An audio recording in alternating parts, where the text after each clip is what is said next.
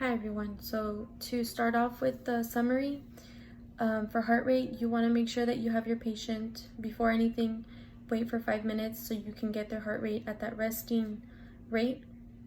And so to take heart rate, you'll have a heart rate monitor, and then you also have the pulse palpitation, the feeling. You're going to use your second and your third index and middle finger, and it's going to be over the radial artery near the thumb side of the wrist. And so you're either going to count for 60 seconds or you can count for 30 seconds, and the number of count that you get for the 30 seconds you are going to times 2.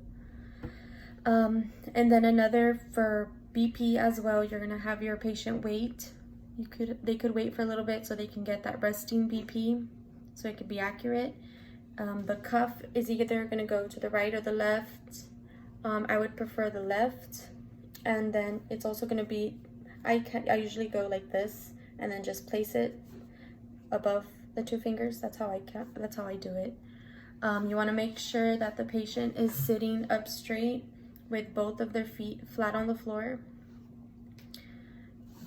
And then for height and weight, you want to make sure that they remove their shoes first. And then, so for the height, for them to remove their shoes, for them to be up straight and have a good body posture with their head looking forward using the stadiometer.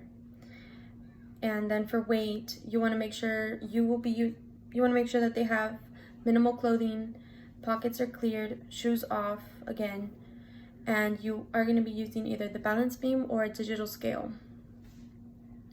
For body fat composition, their body composition is either body fat percentage and fat-free mass percentage.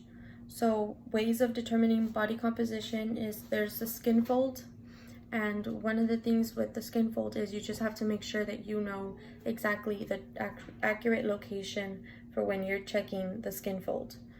And then there's also the BIA, the bioelectrical impedance. So you are gonna have to make sure that even shoes are off, socks are off. So, and they place, the one that you step on the scale and you place your feet and it gives you the percentage of your body fat. For cardiorespiratory fitness, on determining VO2 max, the mode of testing that I went with was the field test, and it's the Cooper 12-minute test. And so basically you run for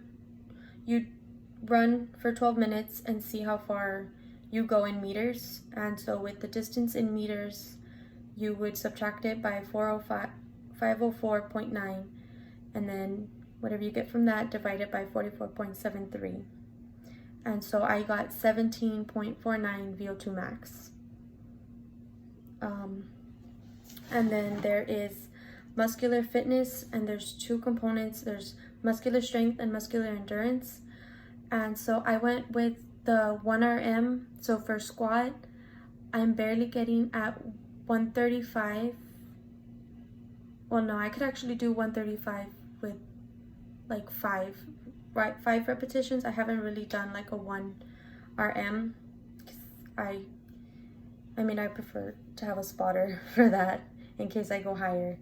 And then for bench, the max I could do is 65 pounds, like for benching.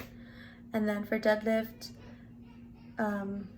I've barely tried out 85 pounds. So yeah.